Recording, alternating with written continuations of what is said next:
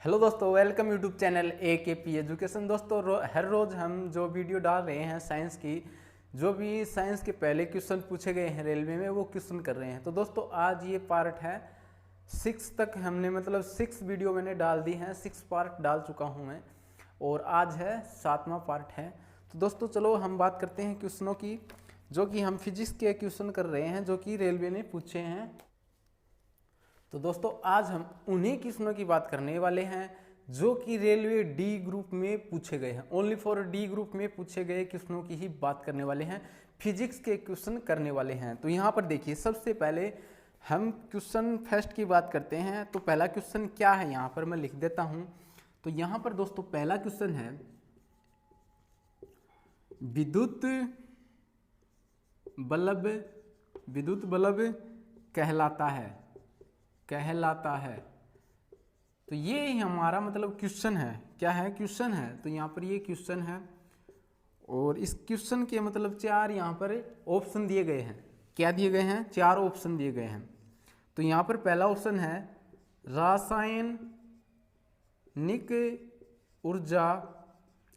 रासायनिक ऊर्जा को प्रकाश को रासायनिक ऊर्जा को प्रकाश को और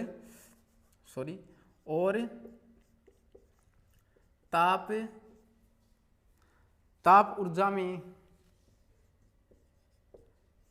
तो देखिए ये ऑप्शन क्या है, रासायनिक ऊर्जा को प्रकाश और ताप ऊर्जा में विद्युत बल्ब कहलाता है। तो रासायनिक ऊर्जा और प्रकाश और ताप ऊर्जा में तो बदलता नहीं है, तो ये ऑप्शन तो हो नहीं सकता, ये तो गलत हो गया। ठीक है, अब देखिए अगला क्वेश्चन है, विद्युत ऊर्जा को ताप ऊर्जा में बदलना। विद्युत ऊर्जा को ताप ऊर्जा में बदलना, तो ये भी नहीं हो सकता। और सी में क्या दिया गया है? सी में दिया गया है विद्युत ऊर्जा को रासायनिक ऊर्जा में विद्युत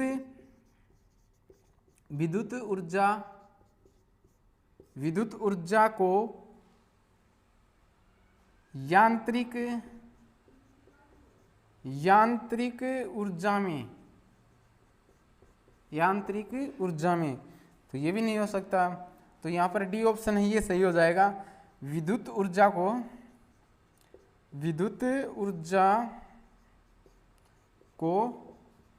प्रकाश ऊर्जा में बदलता है। तो दोस्तों ये यहां पर सही ऑप्शन हो जाएगा। क्या हो जाएगा? विद्युत ऊर्जा को प्रकाश ऊर्जा में बदलना।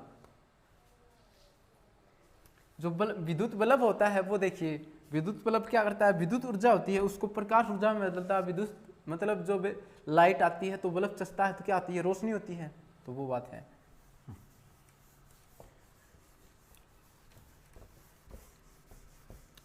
ये बोर्ड थोड़ा सा तिरछा लगा हुआ है, तिरछा मैं लिख रहा हूँ, पता नहीं क्या मिस्टेक हो रही है मेरे साथ भाई, पता नहीं।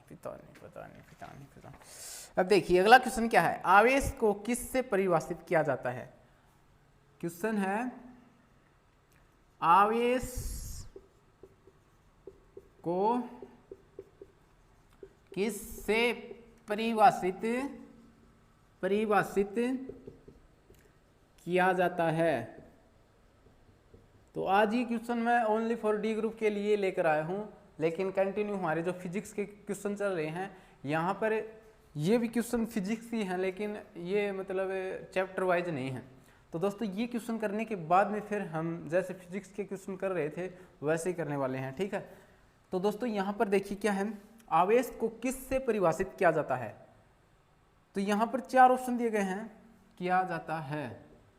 ठीक है, तो यहाँ पर 4 ऑप्शन दिए गए हैं। ए ऑप्शन में है बल गुणा समय। क्या है? बल गुणा समय। बी ऑप्शन में क्या है? बल गुणा दूरी। सी ऑप्शन में क्या है? बल गुणा आवर्ती। और डी ऑप्शन में क्या है दोस्तों? डी ऑप्शन में है यहाँ पर बल गुणा दाब। बल गुणा दबाव, दबाव है दाब, दबाव, ठीक है। तो यहाँ पर 4 ऑप्शन दिए गए हैं, आवेश को किससे परिभाषित किया जाता है, तो यहाँ पर सही ऑप्शन क्या हो जाएगा, बल गुणा समय, बल गुणा समय हमारा सही ऑप्शन हो जाएगा। राइट ऑप्शन यहाँ पर क्या हो जाएगा, बल गुणा समय। ये रेलवे, चलो छोड़ो ये बात, आपको मैंने बता दी, थंबनेल में लगा दिया, ठीक है। ये फालतू में टाइम खराब करने से कुछ नहीं आता। अंतर्राष्ट्रीय मात्रक पद्धति एसआई की 7 मूलभूत राशियों में से 2 हैं। तो यहाँ पर देखिए अंतर्राष्ट्रीय मात्रक पद्धति एसआई की 7 मूलभूत राशियों में से 2 हैं। तो यहाँ पर 4 ऑप्शन दिए गए हैं।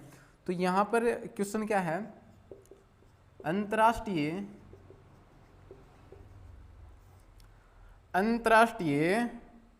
मात्रक पद्धति, अंतर्राष्ट्रीय मात्रक पद्धति एसआई की 7 मूलभूत राशियों में से 2 हैं। 7 मूलभूत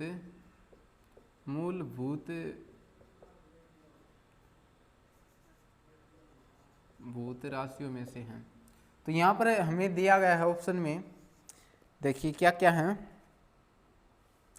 बल तथा द्रव्यमान। बी ऑप्शन में क्या है, समय तथा विद्युत आवेश, समय तथा विद्युत आवेश। और सी ऑप्शन में क्या दिया गया है, सी में दिया गया है द्रव्यमान व समय, ठीक है। द्रव्यमान समय क्या है, द्रव्यमान तथा समय व, ठीक है, एक ही बात है। और डी ऑप्शन में क्या दिया गया है, वेग तथा समय, वेग तथा समय। देखो कोई कंफ्यूज नहीं होना चाहिए, यहाँ पर तथा लगा लो, ठीक है।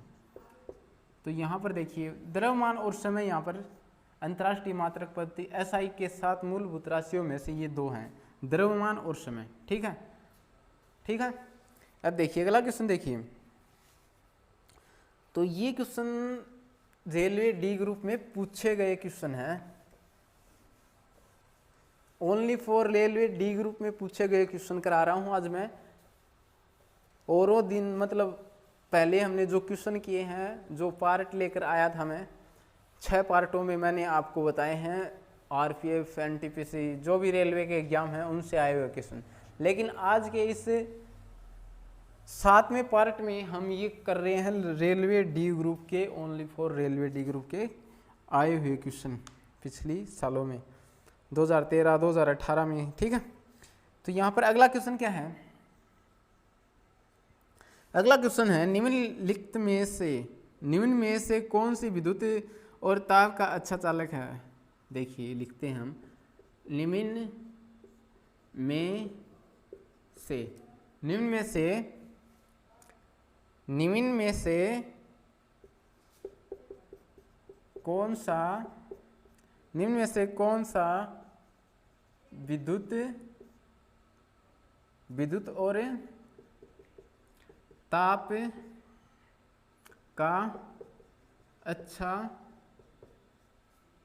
अच्छा चालक है। तो यहाँ पर सही क्या हो जाएगा, सही कैसे पता चलेगा, ऑप्शन दिए गए हैं, चालक है, ठीक है। तो यहाँ पर ए ऑप्शन में क्या दिया गया है, ए में दिया गया है हीरा, जैसे हीरा निकल रहा हो कोयले की खान से, वो हीरा, ठीक है। ग्रेफाइट, और सी में क्या है, सी में क्या है, कोयला, उस कोयला भी आ गया, कोयले की खान से कोयला। और यहाँ पर डी ऑप्शन में है ग्रेनाइट, क्या है, ग्रेनाइट। तो यहाँ पर दोस्तों क्या हो जाएगा, निम्न में से विद्युत और ताप का अच्छा चालक है, अच्छा चालक कौन सा हो जाएगा, यहाँ पर ग्रेफाइट हो जाएगा, क्या हो जाएगा, ग्रेफाइट यहाँ पर सही ऑप्शन हो जाएगा, ग्रेफाइट सही ऑप्शन हो जाएगा। ठीक है, अब देखिए अगला क्वेश्चन क्या है। अगला क्वेश्चन मैं लिखता हूं यहाँ पर, fuse fuse fuse fuse fuse में प्रयुक्त तार का, बस इतना ही है क्वेश्चन। प्रयुक्त तार का गलनांक है वो बताना है यहाँ पर। तो ऑप्शन ए में क्या दिया गया है, गलनांक, चलो ये सेम है तो मैं आपको बता देता हूँ। गलनांक काफी अधिक होता है, नहीं गलत बात। गलनांक काफी कम होता है, गलनांक काफी कम होता है। तो यहाँ पर सही ऑप्शन हो जाएगा हमारा बी। तो ये ए नहीं था, ए में तो अधिक था। ठीक है, बी ऑप्शन हमारा सही हो जाएगा। गलनांक औसत होता है, तो ये भी नहीं है उपयुक्त में से सभी, तो सभी तो हो ही नहीं सकते। ठीक है, तो दोस्तों यहाँ पर हमने 5 क्वेश्चन कर लिए। अब देखिए अगला क्वेश्चन,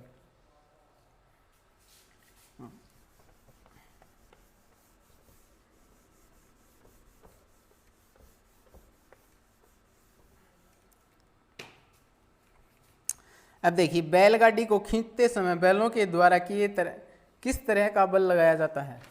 बैलगाड़ी वो है ना, बैलगाड़ी द्वारा खींचते समय बैलों द्वारा ही ना, बैलों द्वारा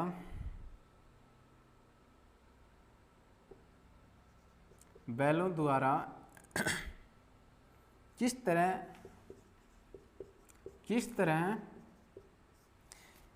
तरह का बल लगाया जाता है, किस तरह का बल लगाया जाता है। तो यहाँ पर हमें ऑप्शन दिए गए हैं। ठीक है, तो यहाँ पर पहले ऑप्शन में है यांत्रिक, क्या है, यांत्रिक बल। बी ऑप्शन में क्या है, पेशीय बल।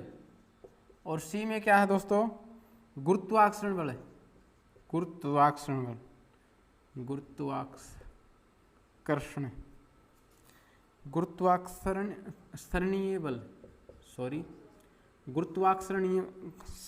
बल। ठीक है, और डी में क्या दिया गया है, डी में दिया गया है चुंबकीय बल।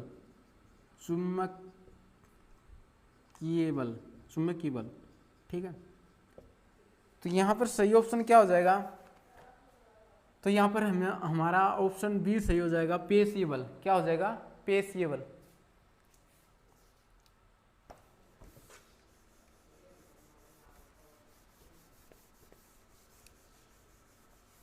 तो मैंने बार बार मैं आपको बता रहा हूँ, आज मैं ओनली फॉर डी ग्रुप में पूछे गए क्वेश्चन करा रहा हूँ। तो ये एनटीपीसी में भी आ सकते हैं, ध्यान दीजिए। आगे से लोहे की छड़ का गर्म होना क्या है। क्वेश्चन है, आगे से लोहे की छड़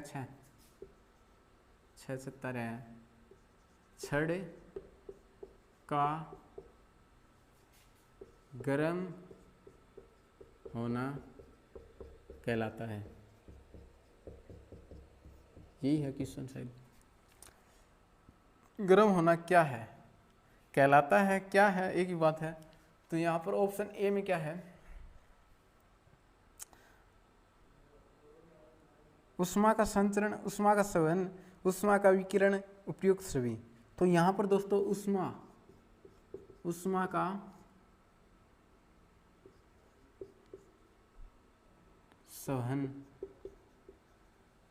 सहन, तो ये ऑप्शन तो होगा नहीं।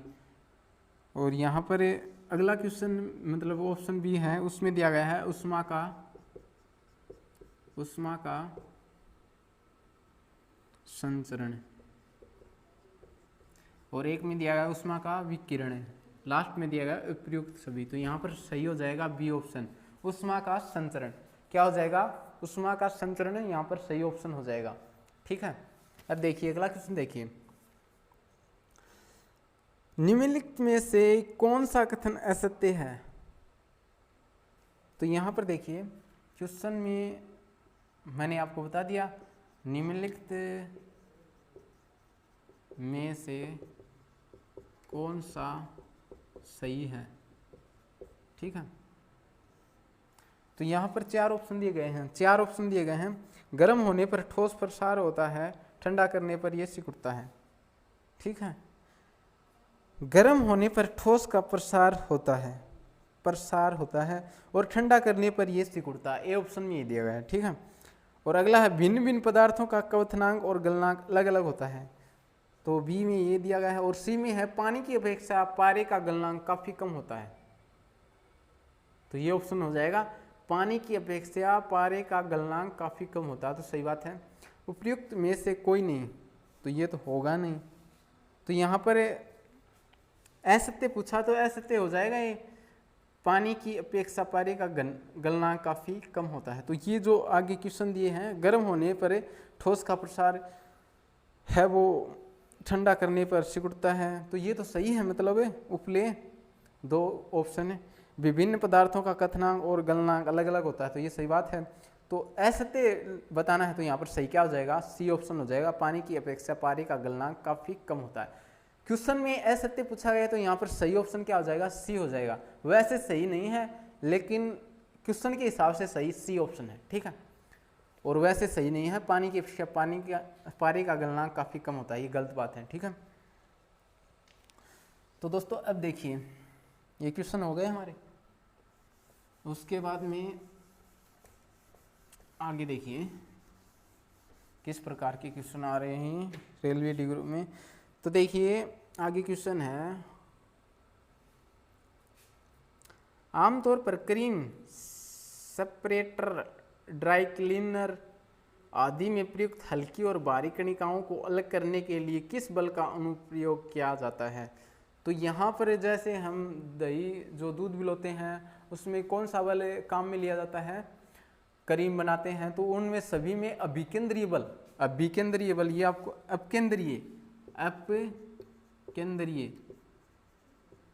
ये शायद दूसरा आ गया, हाँ, क्रीम, सेपरेटर, ड्राई क्लीनर आदि में। ठीक है, तो अणु जो कणिकाओं को अलग करने के लिए किस बल का अनुप्रयोग किया जाता है? तो अपकेंद्रीय हो जाएगा, अभिकेंद्रीय सॉरी नहीं, अपकेंद्रीय बल हो जाएगा। क्या हो जाएगा? अपकेंद्रीय बल हो जाएगा। जो मैंने आपको दूध बोला यहाँ पर है नहीं, और जो क्रीम होती है, सेपरेटर, ड्राई क्लीनर, इन सब में अपकेंद्रीय बल का यूज किया जाता है, अपकेंद्रीय बल का। ठीक है, तो जो मैंने शुरू में बोला था वो गलत है, अभिकेंद्रीय नहीं होगा। ठीक है, तो यहाँ पर अपकेंद्रीय, क्योंकि मैंने क्वेश्चन को पूरा नहीं पढ़ा इसलिए गड़बड़ होगी, क्योंकि यहाँ पर अभिकेंद्रीय बल भी दिया गया है, तो यहाँ पर अपकेंद्रीय बल हो जाएगा। अगर ये शब्द आ जाते हैं तो क्रीम, क्वेश्चन में ये आ जाते हैं ना, क्रीम,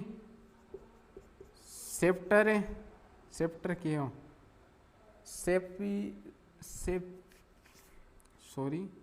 सेपरेटर, ठीक है, ड्राई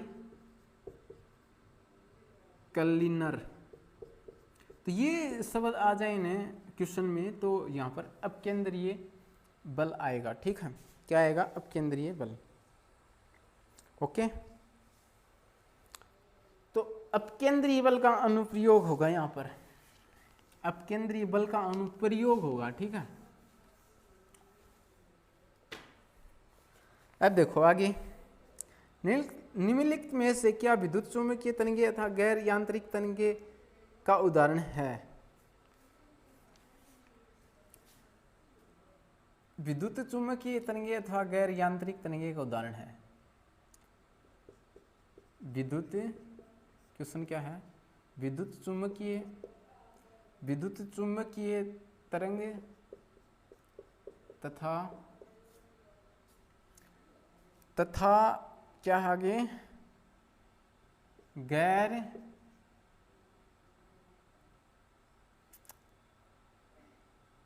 गैर यांत्रिकी यार प्रश्न खो जाता है, कहाँ पर चला जाता है, मुझे पूरा पढ़ना पड़ेगा, 2 मिनट रुको। विद्युत चुम्बकीय तरंग अथवा गैर यांत्रिकी तरंग का उदाहरण है।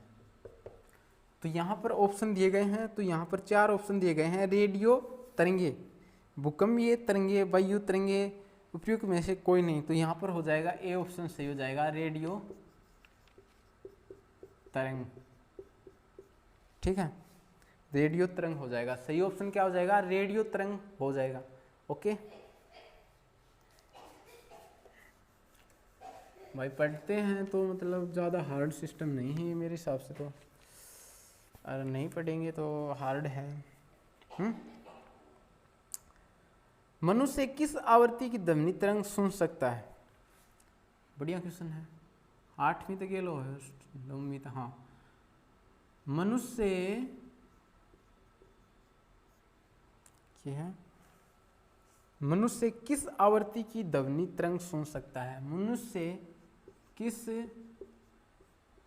आवर्ती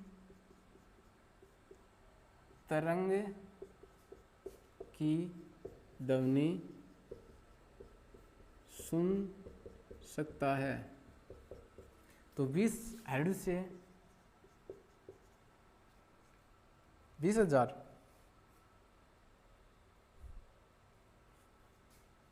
तो यहाँ पर हो जाएगा 20,000।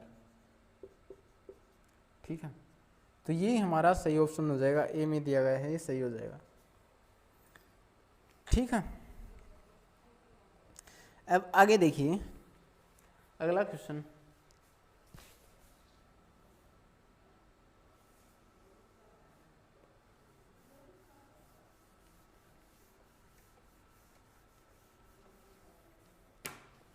देखो भैया अगला क्वेश्चन क्या है?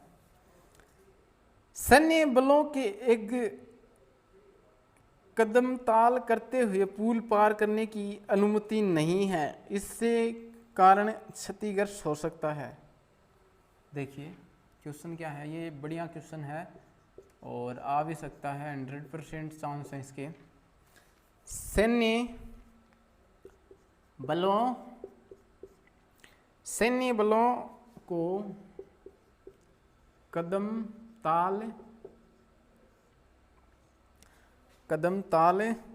करते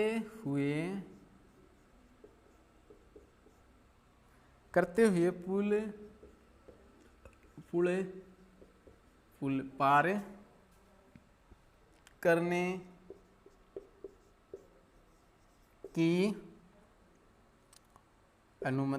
पार करने की अनुमति नहीं है। ठीक है, इससे क्या कारण है कि पुल क्षतिग्रस्त हो सकता है? क्या कारण है कि पुल क्षतिग्रस्त हो सकता है? तो यहाँ पर ऑप्शन ए में दिया गया है भारी वजन। ठीक है, और बी में दिया गया है अनुनाद, और सी में दिया गया है, सी में क्या दिया गया है? दुश्मन हमला करने।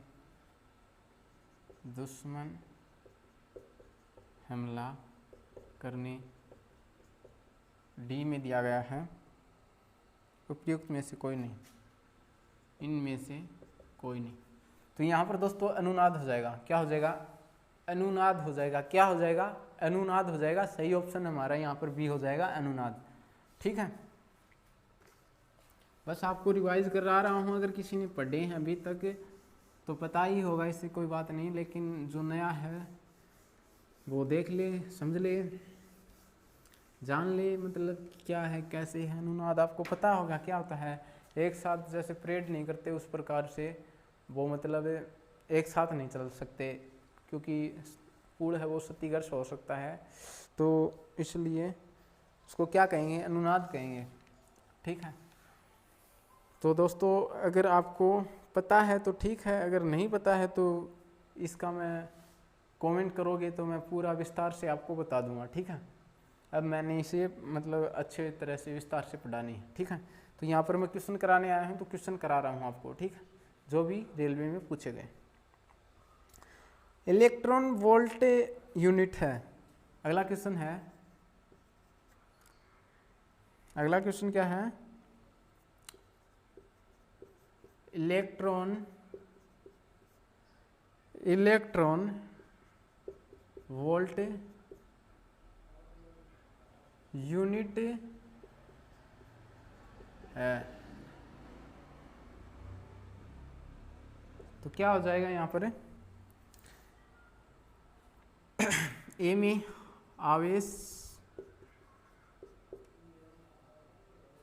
आवेश की और बी में दिया गया है संवेग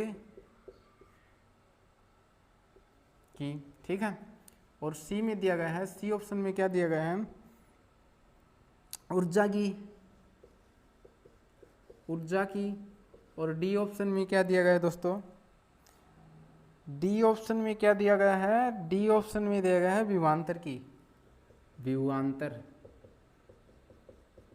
ठीक है। तो यहाँ पर सही ऑप्शन क्या हो जाएगा, इलेक्ट्रॉन वोल्ट यूनिट है, तो यहाँ पर सही ऑप्शन क्या हो जाएगा, तो यहाँ पर सही ऑप्शन हो जाएगा हमारा ए, आवेश की, इलेक्ट्रॉन यूनिट है, इलेक्ट्रॉन वोल्ट यूनिट है, तो यहाँ पर क्या हो जाएगा, आवेश की।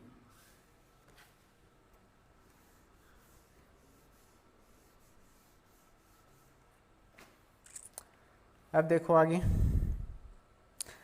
चमगादड़ अंधेरे में किसकी मदद से उड़ने में सक्षम होते हैं। चमगादड़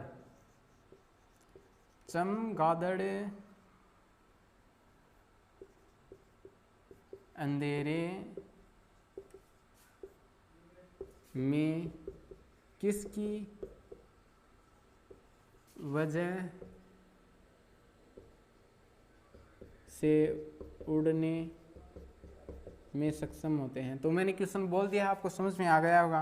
तो यहाँ पर ऑप्शन में क्या दिया गया है, चमगादड़ अंधेरा में जो चमचेड़ हुई है वह कतरा उड़ी हैं, क्यों उड़ी हैं, किसका कारण उड़ी हैं, यह बात पूछी गई है। तो आगे देखो ऑप्शन दिया गया है, पहला ऑप्शन में क्या है,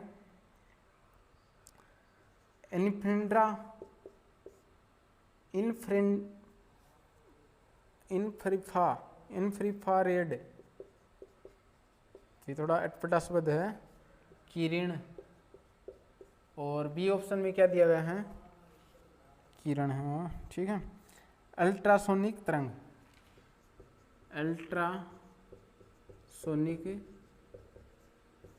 अरे कोई शब्द इसो या जाए को नहीं बोलो जा, सीधी सी बात, एनर्फा रेड किरण, ठीक है।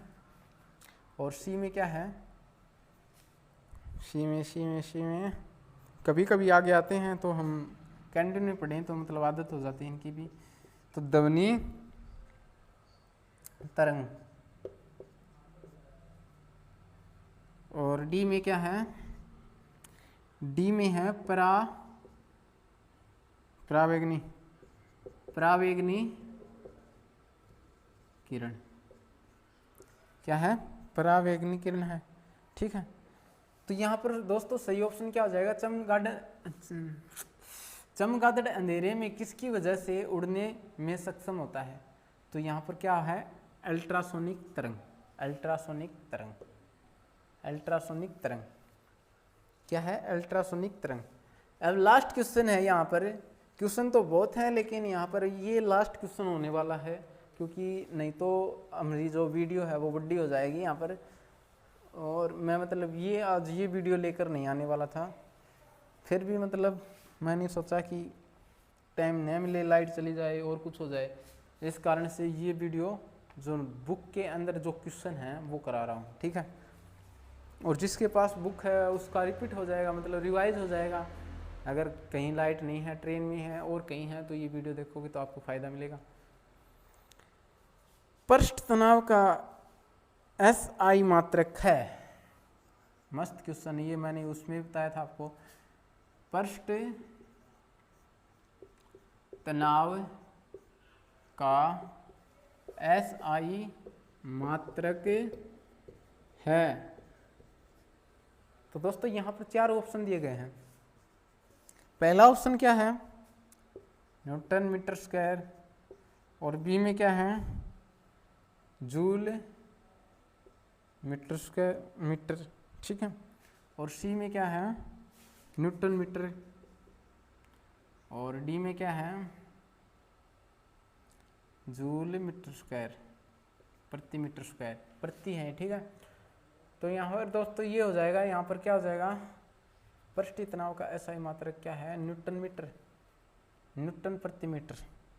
तो यहाँ पर सही ऑप्शन क्या हो जाएगा, न्यूटन प्रति मीटर, सी ऑप्शन सही हो जाएगा, सी ऑप्शन सही हो जाएगा, ठीक है। तो यहाँ पर हमारा ये लास्ट क्वेश्चन था। तो दोस्तों आपको ये वीडियो कैसा लगा कमेंट करके ज़रूर बताना। यारो क्या है कि कल स्याही नहीं थी तो वो वीडियो एडिटिंग में भी थोड़ी गड़बड़ हो गई, वो क्वेश्चन थोड़ा साफ नहीं दिखाई दे रहा, तो उसके लिए माफ़ी चाहता हूँ मैं, और वो क्वेश्चन फिर से डाल दूँगा, ठीक है। और मैं सोच रहा हूँ कि इस साइड में जो क्वेश्चन है उसकी PDF बनाकर लगा दूँ, और ये क्वेश्चन मुझे लिखने ना पड़े, और यहाँ पर मैं आपको बताता जाऊँ कि पढ़ कर कि ये क्या है, ये कैसे है, ठीक है। तो यहाँ पर उस प्रकार से करें तो वो ठीक रहेगा। तो कमेंट कर देना इस प्रकार के क्वेश्चन चाहते हैं, तो मतलब इस प्रकार से बताऊँ या बोर्ड पर लिख कर ही बताऊँ, तो वो आपकी चॉइस है, तो आप कमेंट कर देना। Thank you for watching.